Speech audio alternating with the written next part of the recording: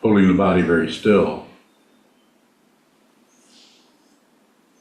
Just observe the movement in the mind stream.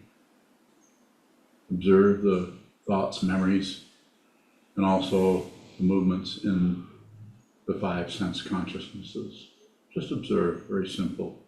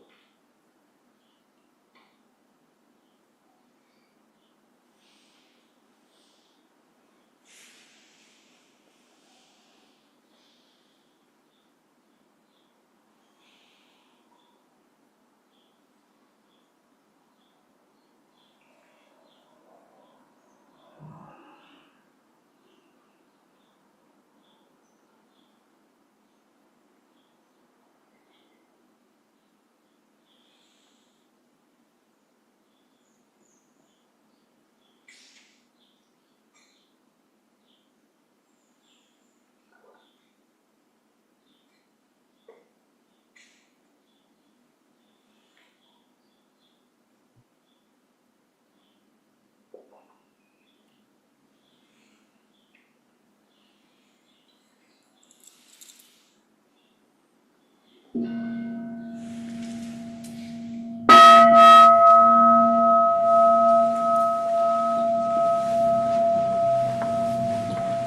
you're in the Zendo, please turn towards the altar, or actually come forward, and sit in front of the altar if you would, please. And then if you're on Zoom, on your Zoom screen, then turn towards your screen if you could.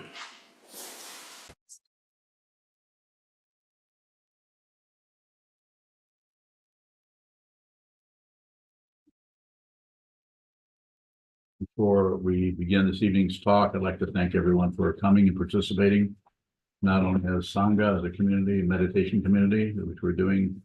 We've been doing this every night at 6 o'clock every weekday. I think we're in the 4th year of doing that, which started about the same time COVID started, along with the invitation of Susan Piper, who just had her anniversary, and I don't know which one it is, but I noticed that on Instagram that she just had an anniversary of her marriage. So then we changed it after a few months. So she turned it back over to us altogether, and so we changed it to As It Is Meditation. But it started with her invitation. I often start things with someone. You don't think up much on my own. I'm not very original at all. I even had help with tonight's Dharma talk title because I couldn't think of anything. But what did we come up with? Can you see the humor? No, can you? It's a question. Can you see the humor? But before I go into that, I also want to thank everyone, not only for participating, but thank you for your support all the way around, especially financial help. We could not do this without support from you. So thank you. Please continue to do that if you can. So what was the title again? Can you see the humor? You're asking me? No, I was trying to say the question, Oh, but yes, so that's something we kind of pose to ourselves because we're often told, even by our own culture, it says, try to lighten up, just see the humor, and it's hard for you, but see the humor. And so we often do that, but we do it with our intellect, our thinking process, our analysis of what this is a difficult situation, but should be able to see the humor and just lighten up a little. We're always lecturing ourselves, giving ourselves. Please don't lean against the wall. Thank you. Now, if you have a condition where you need to, then there's a chair. You sit in a chair. That's perfectly okay to do that. Thank you, sir.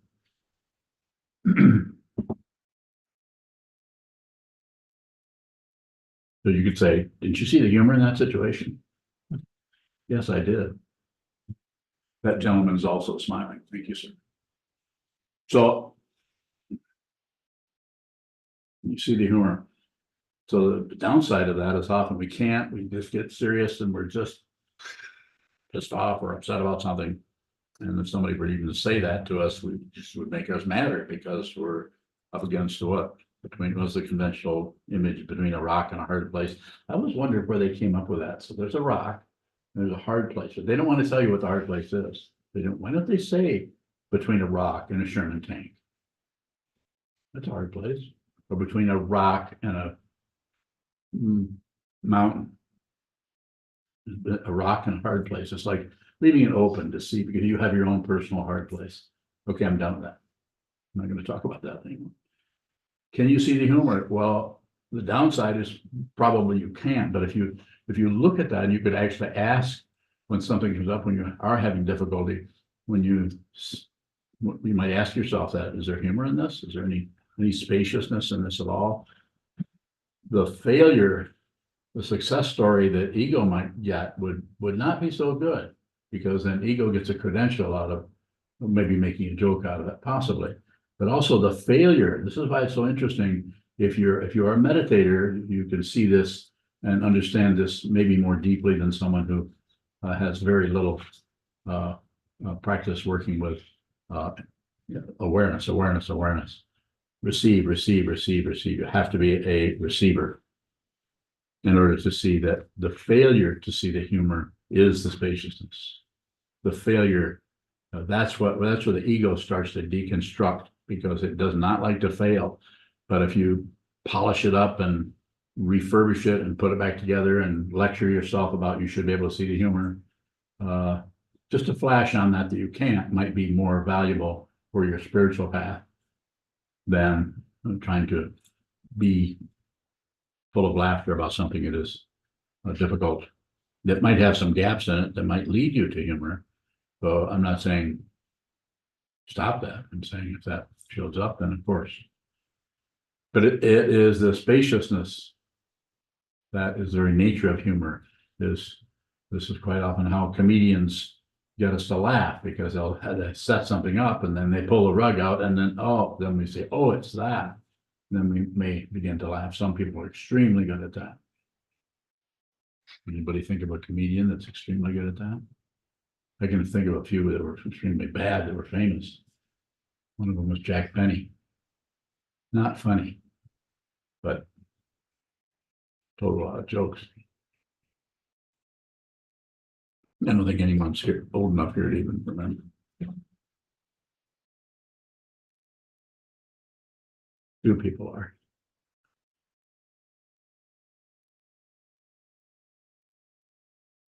So again, we're coming back to that same idea that I am repeating all the time. It's the awareness of that, not the success story or the failure story or anything about it, just the awareness of what shifts and goes this way or that way in the consciousness as we introduce something like the humor, or can I see the humor in that? Or I can't really see the humor. That's not funny.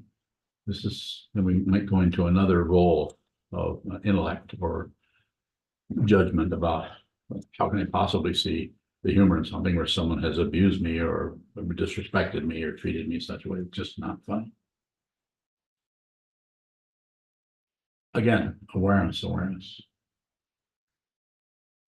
Bringing the awareness to that so that you can actually see the underlayment of anything that's showing up usually has other kinds of things beneath it, that anger,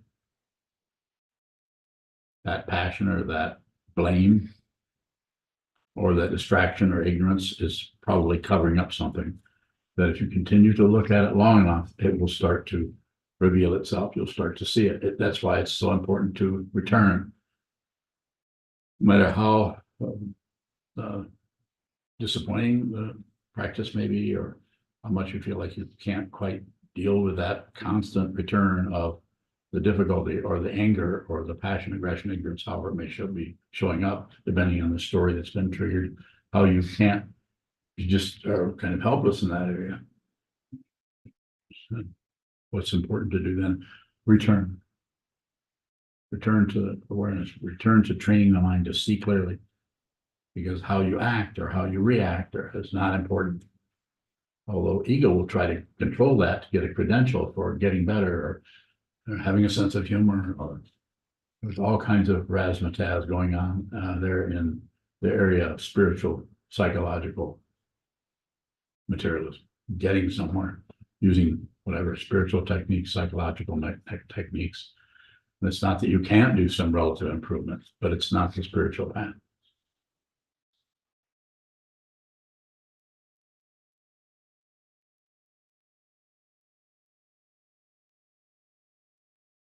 Beyond bowing, you've used the words humor and funny a little interchangeably as you speak here. So is seeing the humor in something always funny, haha? Of course not.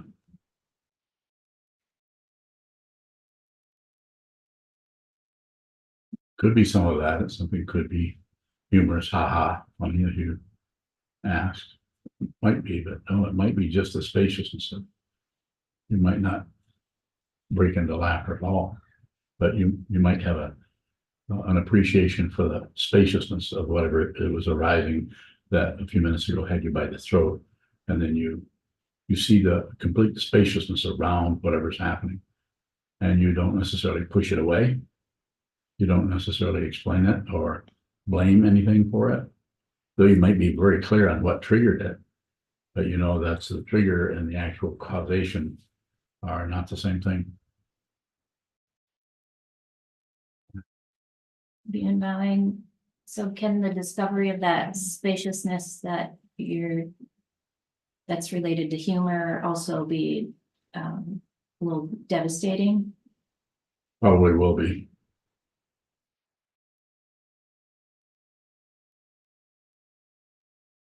Or if you have it in that area, we can go further into that if you like. Beyond bowing, I don't often think of humor as something that is associated with like maybe a sense of loss, but is there a humor that you see that is also inclusive of loss or? Yes, you might call it, if you wanted another word, it might be a much more sophisticated sense of there are other words and nothing's coming up right now, but just the challenge of the kind of the complexity that's so complex that it can become humorous to some extent, not how making fun of someone, but how much people struggle. If you see someone just struggling with something that you see because of your practice, because of what you've been through in your life, you might not be able to offer any help to them, but you see someone struggling with something that you can see that they're creating more, not that there isn't some original difficulty there, but they're kind of adding to it and making it worse for themselves. You see that somehow there's a sense of humor in that, but it's certainly not something you laugh at. But it's kind of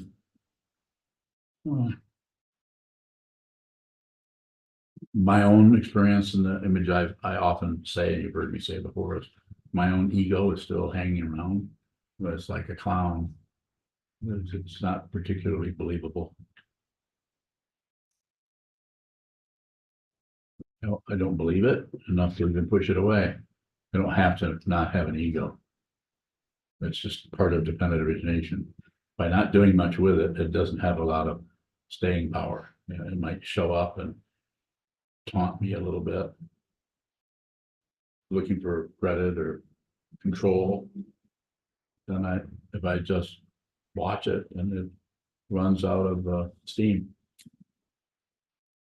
Anytime any negative energy has you by the throat and just comes up and just hangs there, you know, look at the energy without leaving it by searching for what caused it. Please don't do that. I might not be talking particularly about humor here, but I am talking about awareness. Just look at the intensity of something that has its claws into you, so to speak. Just look at it. Because nothing is fundamentally suffering. Suffering is suffering. The emotion is the first noble truth. Life, being alive, is suffering. We add on the identity of someone who's suffering that shouldn't be happening to them. We need to feel better. So we create a dynamic that may show up, like I just talked about just a moment ago, may show up as kind of humorous, that someone is suffering so much, and yet you can see the way they're creating it.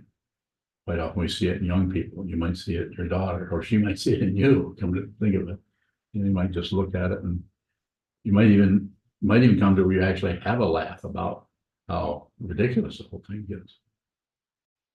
Getting close to what you're interested in discussing, or is there, you want to take it further? Another question Sure. that is, who is in the sense of humor here? Who A is, louder so others can possibly. when it comes to humor here and the lighter laughing side, who is laughing? Who is laughing about ego?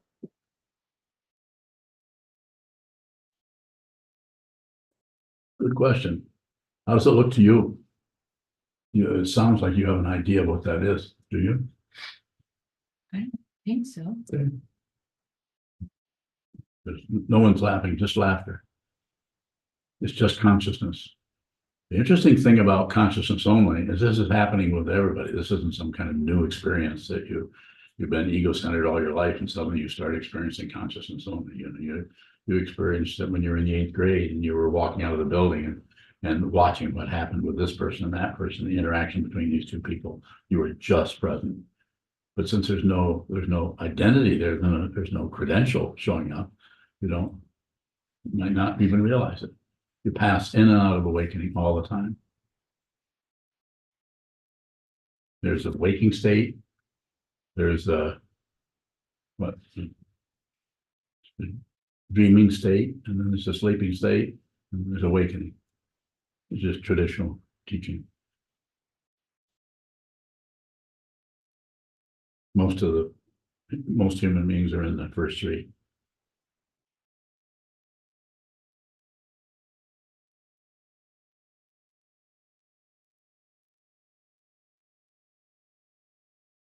No, I'm not making it 20. Are you? Good. Yes. Bailed me out. He's after me. Aren't you? Can't teach without a student. Go ahead. If we see the spaciousness in a difficult situation, does it lessen the suffering? It could. I mean, there's no guarantee of it. There's so many nuances, so many different areas there that have to do with all the different things that show up to provide us with this particular instance of a apparent occurrence of this person, all together interacting, or you're interacting with one other person. The karma that brings us into this so-called present moment is extremely complicated. So if you begin to see some of the spaciousness there, the suffering may be there, but your understanding goes beyond just the simple suffering of this cause that into an extensiveness that's like seeing the tree, they're suffering. I'm not trying to be romantic. I'm just saying you just see that all suffering is all pervasive, and it is not separate from wisdom, and pain is not separate from pleasure.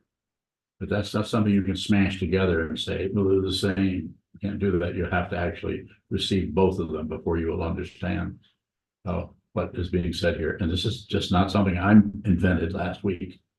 This is something I'm looking at, and something that I was taught, and it took me decades before I began to understand what was being pointed at.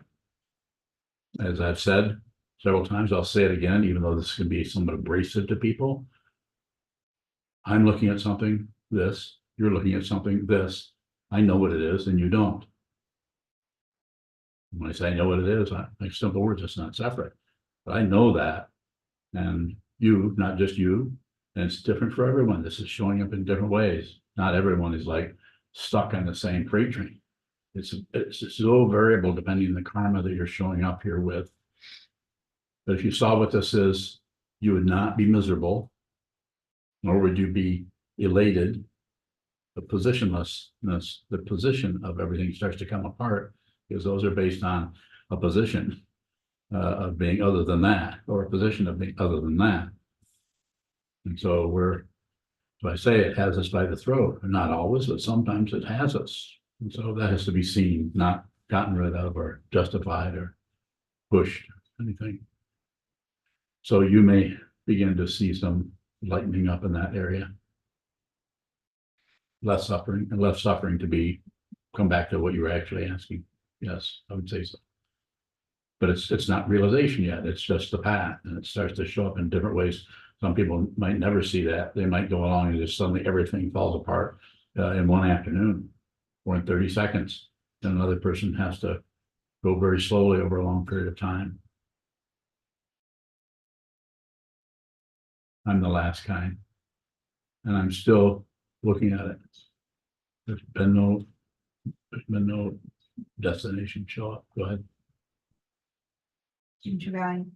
When it has us by the throat, how do we find the spaciousness? Look at the lack, look at the grip. Looks like there's no space. It's like a claustrophobic negativity or anger, resentment, and that probably has a few impacted stories around it that are supporting that. The fundamental feeling is just suffering, but then there's usually some kind of a story that's supporting that when we start to see the spaciousness of the suffering, the story will come in and jam on it a little bit more to reinforce that. I sometimes call it ramping. Something's happening, you don't like it. And then instead of, when it starts to come apart, the ego gets threatened, because then the ego might start to realize, what? I'm kind of foolish here.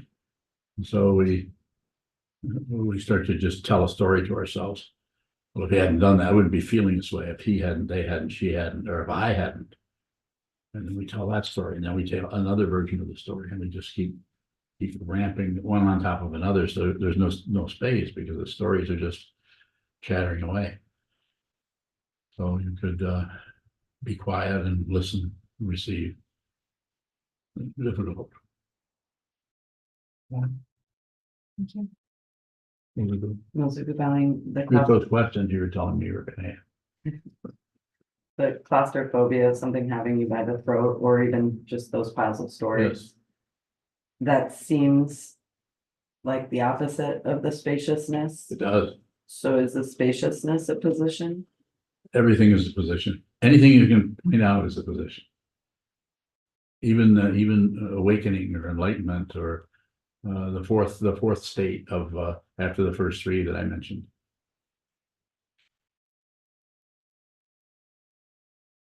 It's always a state until it's not. When it's not, then you might fall asleep. It's that open.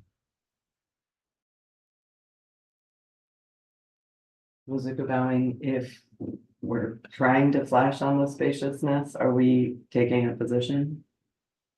Yes, but it's also awareness of doing it. It's not about controlling what you do or anything. And as Sokuzan was quoting, I can't remember the teacher's name, he's quoted it several times, and I think it's a very good thing to point out. Is this teacher was saying, I think Sokuzan's on here somewhere, but his teacher was saying, I don't care, I'm paraphrasing, I don't care what you do, I just want you to be clear. I want you to be clear about what you're seeing so you can see clearly.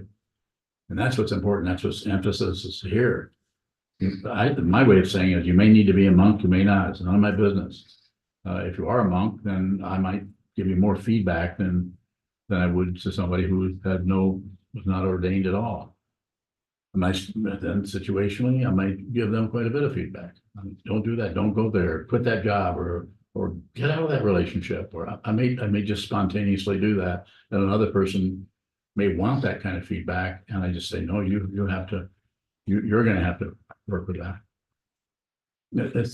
You must, every one of you that you've been around me very much, you see that I pretty much meet you whatever kind of jungle you're swimming around in. I sit there with you and we look at it together, just like the talk title that came up. The three of us talked about that, and I had some really good titles, and they didn't like them, so we didn't do those.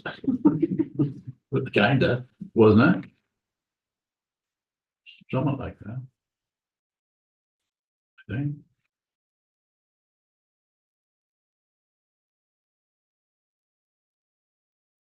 You?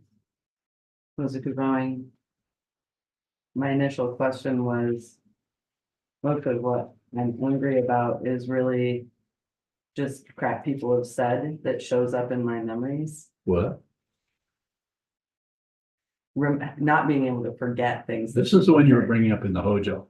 It is. And that's the first question, and that's what started this whole rigmarole that we call the talk title. These are the hardest thing to do here, my friends, and my enemies. Let me see if I have enemies. Yeah, there's one.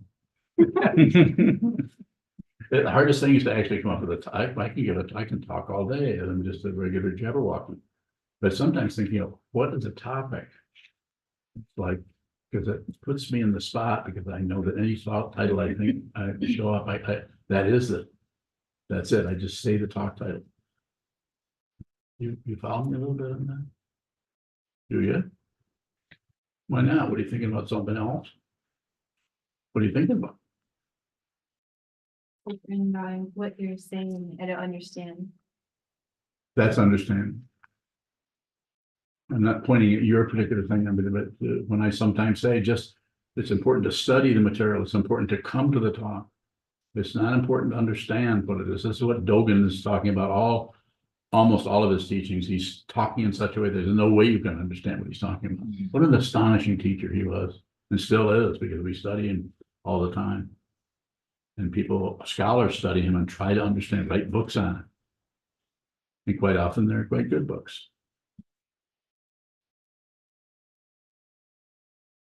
Go ahead, ask the question again. Music bowing, well, it's a slightly different question. Huh? So. I keep losing the question now. Ondo, help her. Thank you. What was she asking about? She's saying, what do I do when something happens, somebody does something? You might be surprised I can remember this. Well, what do I do when that keeps coming up in my mind? This is what I call ramping. We just ramp. Something comes up, the suffering of it comes up, and instead of just receiving the suffering, we revert to, you could say, the story about it. What they did, how to like what they did. We have some resentment building up. Am I getting close to what you're asking about? And how do we work with that? Return to the suffering. Return to how it feels. How it feels. If you're jealous, return to the jealousy. If you're angry, return to the anger. Keep it very, very simple and direct.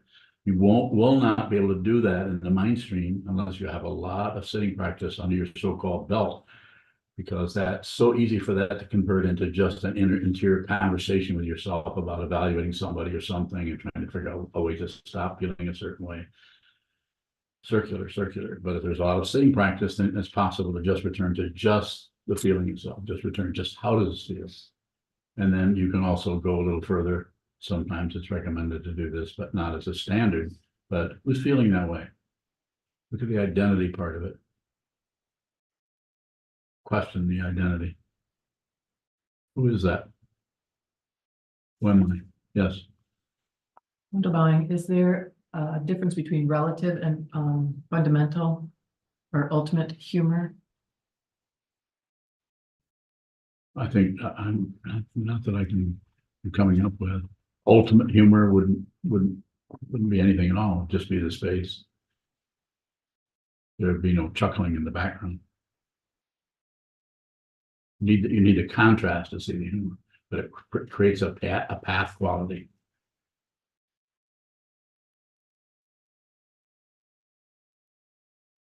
Wonderbowing, how does the contrast open up space?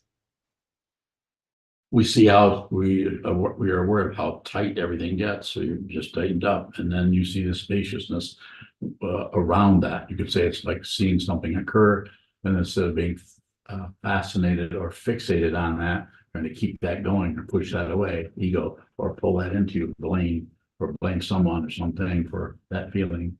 It creates a solidity that also creates a solid feeling of somebody who's having this experience. The simple duality of it. It's just reinforced by anytime you do anything with anything that arises, including name it. Just the simple naming of something creates a polarity between you and that what you've just named. Not that that's incorrect. We're not trying to stop naming anything particularly, but just be aware of what's happening in that area. Wonderbowing, it seems like when you say humor and on a spiritual path, it seems to be different than what we would normally say on the mundane A path. funny joke. Yes, but yet you're saying there's a contrast. The contrast is what makes I humor. think highly. What is the name for it? What a more sophisticated name for humor? Other than just laughing at something because it's somebody pulled the rug out or something. Yes. Sure, Valley. You defined it once, I think, to a question of mine, and that humor is unexpected space. That's pretty good. I said that. I probably stole it from somebody. But it is, it's like along that line, we start to believe, and so we believe in something. We see ourselves believing something, like someone who, the joke and the punchline, it's that kind of a thing. There's a setup, someone says something, and then suddenly it turns and goes a different way. And then we see that spaciousness, and we might start to laugh about it because we notice how the contrast of how much we've been believing something. It was true. And that can happen just in your own mind stream. You see that the way that you're believing your thoughts, your ideas, and your emotions, and you see that, and then in some area in there, you just see see the space around all of your thoughts. Seeing the space around thoughts isn't exactly thinking. I don't think that can be understood deeply without a lot of sitting practice. I'm not talking about an hour a day, although that's good. You can do that more. I'd do some block sitting once a week or more. Sit down, hold still, watch the movement for 4 or 5 hours, 4 hours anyway. Yes. Was a good going. So that example of being angry because a memory keeps coming back in your mind. It hasn't actually harmed me. It's just a memory. So why is right speech or kind, unmean speech? Why is that important if it doesn't really harm us?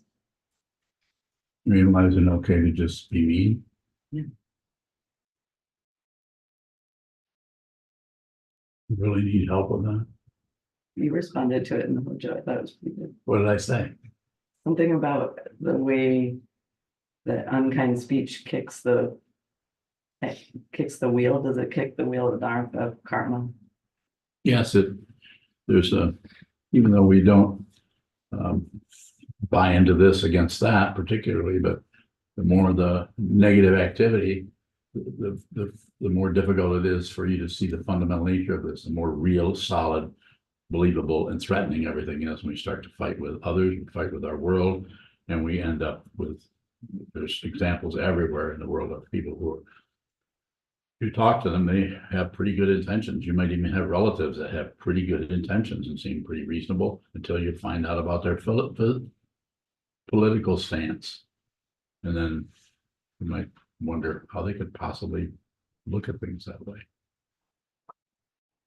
So once you start going into that negative area, and I'm not going to talk politics particularly, but once you start going into that, then everything starts to fall in line with it, because that satisfies on some level the ego. And eventually someone who is really deep in hell or in one of the 3 lower realms doesn't know it, because the consciousness has been completely covered up by what? Shutting down, ignoring, shutting down. It's like not to pick on animals particularly, but it's like an animal is dwelling on whatever's in front of it. That's not awareness so much as a dwelling on the dirt, or dwelling on the grass. It's not looking at anything else. It's not aware of the spaciousness of the sky. So that stuck in that animal realm, that distraction from everything except just what they are looking at, just that. And that doesn't mean they're wrong. It just means that they're sealed off from the rest of the world, from their humanity, you could say. Just like grasping or feeling like your politics, your ideas, and your beliefs, your opinions. Belief is just an incredible shutting down of the open spaciousness, open dimension of being, to put it relatively. As is anger or warfare. Look at the warfare in the world. Just not only all the politics, the insanity there of grasping, controlling, and taking whole groups of people and thinking it's okay to murder them. Well, they have a whole politics behind. Well, they murdered us. Well, they attacked them, so they killed our people, so that we have to let them get away with that. There's a whole philosophy. Those people do not know their suffering. They're able to download their suffering on the rest of the world and justify it, validate it, and actually have some relief. Good example of that was that movie, Zone of Interest. Was that the name of it? You see the movie, The Zone of Interest. It's about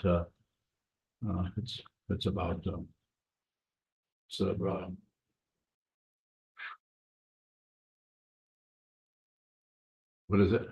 Herman Hesse? Not Herman Hesse. It's I can't remember his name, but he was over Auschwitz, and his family lived just outside the gate where these towers, where all the smoke is coming out, where people are being burned, and they're in there living in their little. And the whole thing is you hardly see them at all other than the smoke. It's all focused on just a mundane interaction, petty grievances of the children and the family, and it was pretty telling, in that just a complete ignorance of what's happening just across the wall, because those are vermin or something like that. They didn't even bother talking about it. And one of the things I think I mentioned it recently in a talk or a book study or something, where one of the comments between it was a Rudolph Hess. And one of the people in the community was interested in having workers, and he's saying, don't worry, I'm not going to send them all up the smokestack. You'll have your workers, just as a they're cattle or something, or worse, human beings.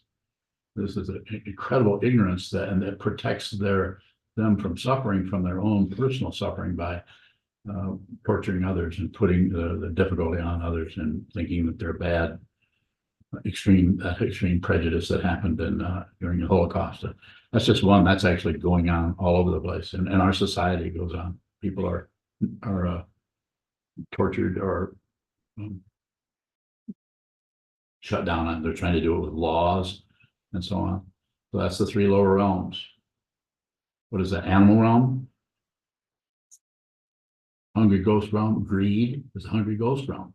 It's people who greed, they're billionaires, so that's all they think about is more money, more money. They don't realize they're in one of the three lower realms according to Buddhism, and they don't actually have a suffering. They sit and eat their breakfast and talk about business or whatever it may be, but they will die.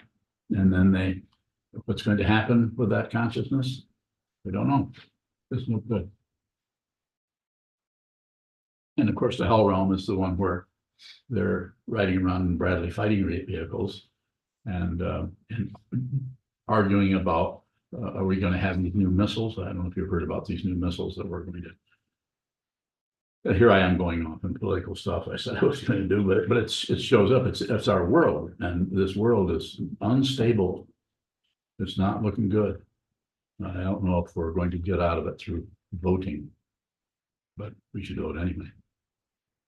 And of course, the most important thing, and is train your mind to see clearly, so you don't, in your own interactions with others, your immediate family or relationships, that you don't add on to the suffering of the world by projecting your own passion, aggression, ignorance on others. You're responsible for your feelings. Anything that shows up in your mind is yours, not yours the person, but yours the consciousness that is showing up as a living being, because your true nature is not even a living being. It's just consciousness. It just happens to manifest as a crow, as a rose, as a human being. Just consciousness just doesn't see that lilacs are somehow not as good as a human being. It's consciousness showing up. And you are that consciousness, but you're not necessarily limited to being a human being. Don't believe anything you're saying. Consider what I'm saying. Run it through your own microprocessor. Spend a lot of time looking at nothing, the wall, so that you can see something. What is that something? Illusion. Illusion is looking at illusion. And if illusion is seen to be looking at illusion, there'll be no credential there for an identity. This is an illusion. So consciousness. Vishnapti matra, fancy word for it. Or is it Vishnapti matrata? What's the difference? The ta, Huh? The what? you know, the ta at the end, the suffix, What does the suffix mean? like R and S and ESS. And I said Rudolph S, not Ness. Now, is that humor? Would you say that was humor? You weren't listening. Hessness. That's humor, huh? Yes. I will stop picking on you. The way you're scratching your head, I probably should stop. Silly. Yes. How divine, as practitioners, what is the difference for us if we are aware of the fixation or aware of the space? Same thing. Don't do anything about it. If you see that you're fixated, don't go in and try to switch something or be less fixated or correct anything. Don't do anything with it. Awareness, just awareness. Awareness of fixation. That fixation, my might hang around and become stagnant after a while. It may stay there, it may go away. Consciousness doesn't care what arises or falls away in consciousness. For two reasons, very simple ones. One, is just that the sky doesn't care about the clouds. It just is aware that they're coming and going. But the fundamental nature of clouds are space. Fundamental nature of this is space. What was that? What was that scientific thing where it says the body is 95% water or something like that? That's not funny. Would Ani agree with that? He knows quite a bit about water, being in Pisces. Okay, you guys are gonna have to help me be more serious here. I know, Milka, you can help me. Milka Bowing, question from YouTube from Ath. Can fear and humor coexist? Yes. I don't know if you call it coexisting. It's just they're not separate from each other. But it has to be seen. It can't be saying something. You take the concept of fear and the concept of humor, which I think are the two things that just asked about, and smush them together. But if you see what they are, then they're not separate from each other, Milka Bowing. which is not funny. Tom McCauley asks Tom Bowling, the comedian Stephen Wright is good at pulling the rug out. Example, I saw a diner that said breakfast anytime. So I went in and ordered French toast during the Renaissance. He was responding to your He inquiry. went in and ordered breakfast during Renaissance. He says, So that's pretty funny. That's a good example of setting you up, and then some people are extremely gifted at that. Who was the fellow who passed away not too long ago and had the beard? Years ago, and he started out with a shtick called the hippy dippy weatherman. Carlin? Huh? The George Carlin. George Carlin. He was quite good at pulling the proverbial rug out. Thank you for that. Who was it that? Tom McCauley. Tom McCauley. Thank you, Tom. Is there, in a few minutes, if there's another question, we can also close. Up to y'all.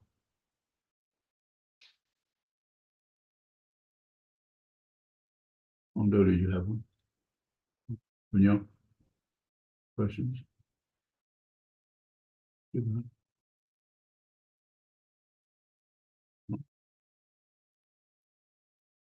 You know, When you were responding to Bune earlier, you mentioned that you might have a laugh at the ridiculousness of it. What makes something ridiculous? I think it's when we see that we've kind of created a structure around it. And then when we look at the actual situation, we can see that it's fabricated. That we've fabricated it, then some of it, maybe a little bit of it, there might be a little bit of actual relative truth that's somehow substantial.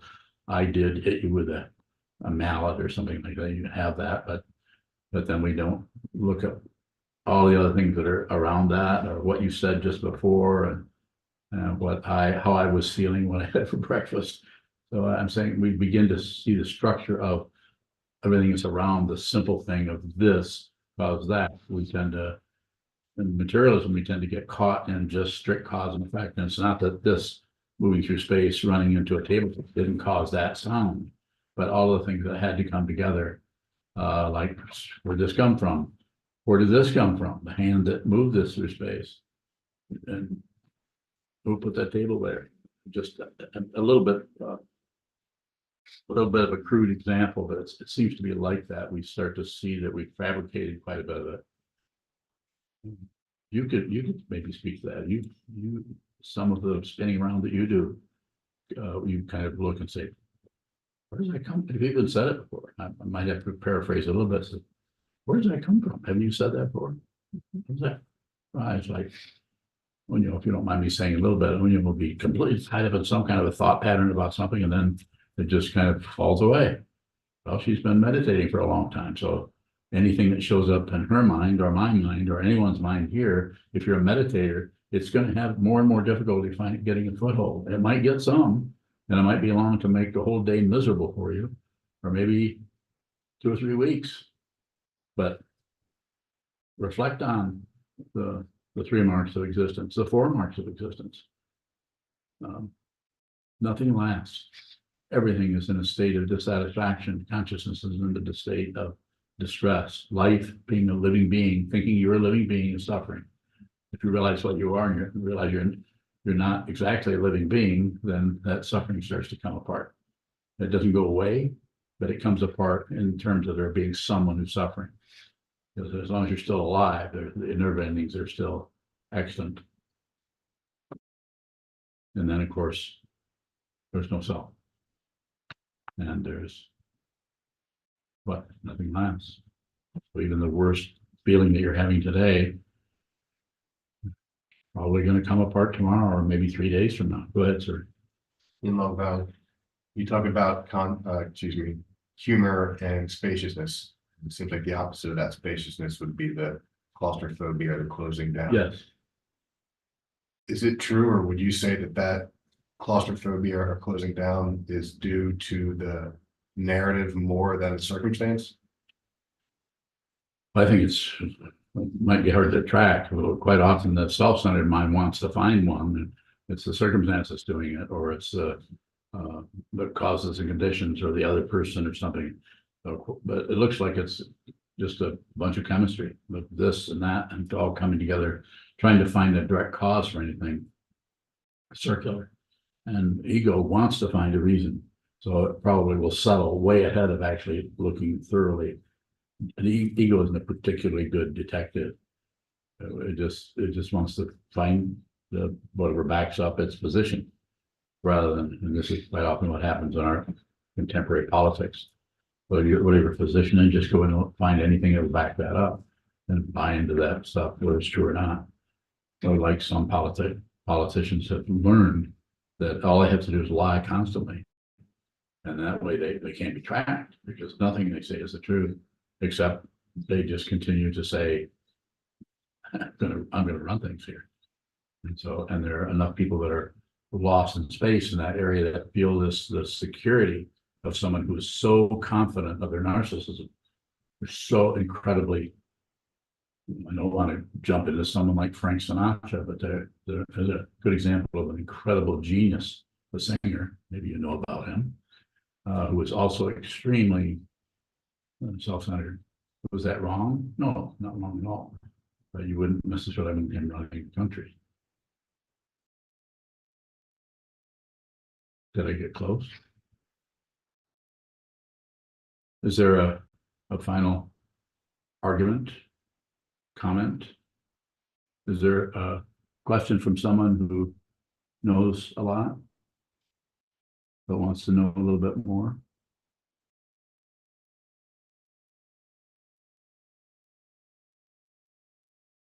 Yes. Are you bowing? Frank Sinatra?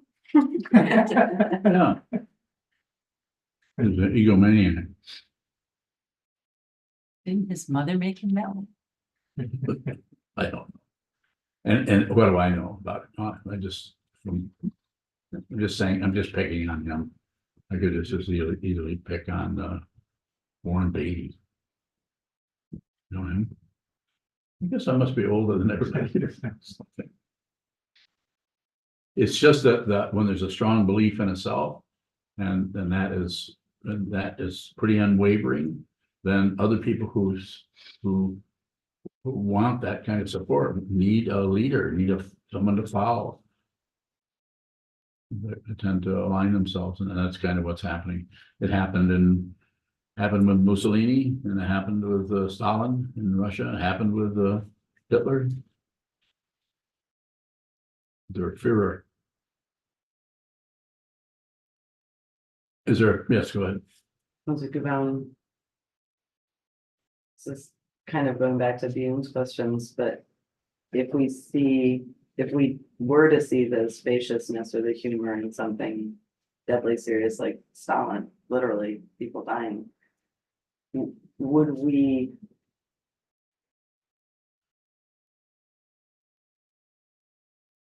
Would we be able to respond with our humanity, out of our humanity? That's a good question. I think that it might not live up to people's standards. You might not become famous, this famous humanitarian. A lot of the humanitarians, I'm not saying they aren't humanitarians, but quite a bit of what is happening there is trying to appear that way, and can be pretty successful if you dedicate yourself to trying to appear as a certain kind of person. You can be successful. It's not that famous humanitarians weren't doing some good. They probably were doing some good. But if there's no mind training there, then it's just a really highly functioning, active form of ego that sees the world as real and sees it divided up into good guys and bad guys. And we have to hold down the bad and support the good. It's sacred and profane. A lot of, not all, but a lot of theistic spiritual paths emphasize good and evil, to get rid of the evil. There's no respect for the very energy of the situation. They just have to label it evil and stay away from it. And so but the only problem is that it doesn't help you when when your body starts to come to an end, other than the praying to some idea of someone, a greater being. Is that wrong? No, go ahead. Pray to a greater being. Most of the world is doing that. Yes. Those are divine. What might it look like to respond out of humanity or compassion while seeing the humor in something really? Putting others before yourself. And that doesn't mean doing what they say or what they want. It might just be listening to them. People are suffering. Listen to people, what's happening with them, without necessarily giving them a bunch of advice. But you might, I mean, I'm a teacher, so I tend to give some people advice if they directly ask me about something. And I also say, I don't know, you're going to have to decide on that. But I also say, whatever you decide, I will support you. I mean, I'll be, unless it's committing horrible crimes or something, but if you're going to go here or there, or this, I would say, I don't know what it's like to be you. Well, but you need support. I want to help you. And so I want to make sure, you could say it this way. There's a way of saying it. I want to make sure you have somebody to talk to when things go awry, when things go haywire. I'm still here. I'm not sitting back and saying, well, you didn't do what I said. And so then I'm not going to help you anymore or something. Humanity is not separating yourself from anybody, no matter how bad they are, but also not interfering with people based on your ideas, opinions, judgments, and conclusions about it. It's painful to watch people suffer and to know that it'd be a good idea if they trained their mind a little bit, but they're not about to do that. They're going to continue to do whatever they're doing and avoid the suffering by shutting down or manipulating or believing in this or believing in that. Most of the world's doing that. If you're listening to me, then I'm recommending that you find out who you are, so you don't want to run around with unexamined passion, aggression, and ignorance that is endeavoring to support an imaginary being called me. Well, Thank you. thank you. Yes. When you're bowing, so the talk title. Can you see the humor? What if you can't see the humor? Bowing. Well, that's the failure part of it, but the failure is also spacious if you don't do anything about it. You just can't see it. So you've looked at something, it looks ragged and rough and irritating and painful, and you endeavor to see the humor in the situation, so we're going in that direction, and you can't. So, but there's a spaciousness about in the ego situation. If you're a meditator, you can't do this with the intellect particularly. I'm not saying you could make a little headway there, depending on the thinking process that you are endowed with. But it seems over here to be necessary to do this with the awareness. And so if you're just receiving the awareness of the failure of seeing the humor, like you set it up to set up, you can't see the humor. Yes, you can't see the humor. Sorry about that. I just saw my own joke. Did I see the humor? Was I pretending to laugh? What happened? What happened just there?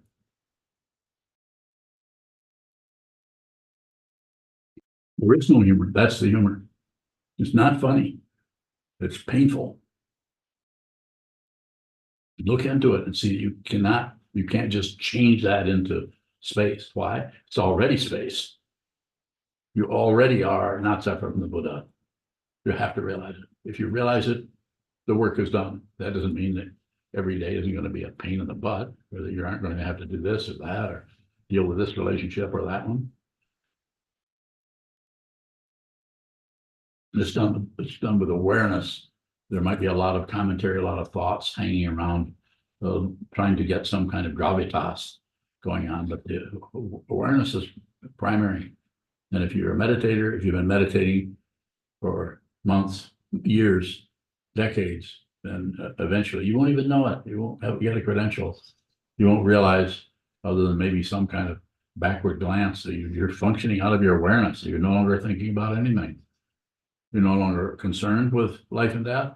Because you know that what this is, you realized it. You realize that who you actually are. It used to be this body mind, but you've actually realized that you are this consciousness. And so you're not concerned with how you feel. If you're concerned with how you feel, this is ego. And you will blame yourself, you'll blame others, or you'll shut down, ignore it, try to shut it out, distract yourself for it. Go to the zoo. Go over here and do this, or just distract yourself in some way. You don't have to do that. You can train your mind. You can do this yourself. If you never see me again, you could turn this off and never come back on Zoom, or you could leave this monastery and never come back.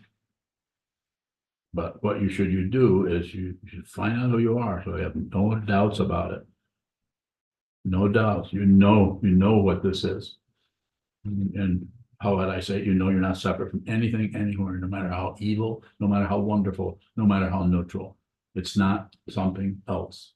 Every tree you look at, every bird, every stone, every smile, every frown, everything is not separate from any of it. It's looking in a mirror everywhere. Good luck.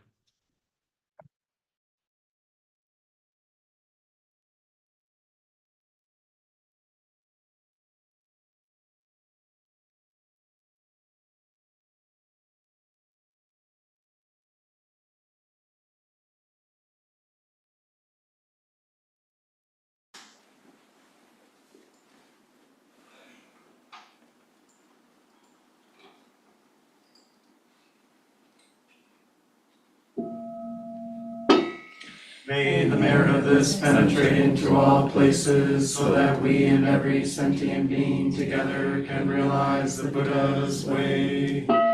Ji-o-san shi-fu, shi-som-ru-sa-moko-sa, moko-ho-ja-ho-ro-mi.